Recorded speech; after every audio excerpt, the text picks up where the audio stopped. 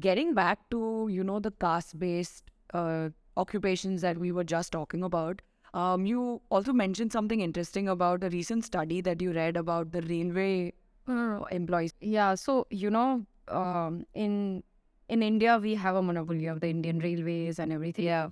And we still do not have a bio toilet or, smart toilet in our trains, most of our trains.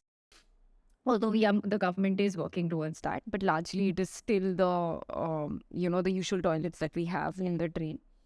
And the entire manual scavenging that happens in the Indian Railways or in the entire country. Yeah, throughout the country. Majorly, it's done by a specific caste. And that has been the case historically. There has not been any changes, and there are a lot of there is a lot. There are not only is it a difficult profession is just an understatement. It is also a health hazard. It is. Right. Even with the kind of equipments and everything that the government is providing them, there is hardly the kind of protection that they get is very less. Yeah. And it is still done. So the whole problem of caste-based occupation is still very much relevant in our country, no matter what we see and however much we've come forward. And yeah, so we still, suffering from that problem. Very true. And I mean, to carry on that study, it's, of course, you're talking about sewage, right? They're cleaning and they have to deal with that.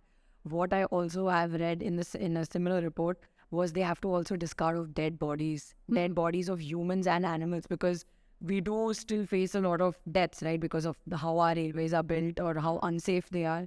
We do have deaths in that. We have deaths of like random animals that are trying to cross the railway, or they just die. And someone has to clean that. And it's all done by the lowest caste that our country has. And it's so sad that people are not talking about this enough, or people don't know, or they choose to ignore, such an important topic.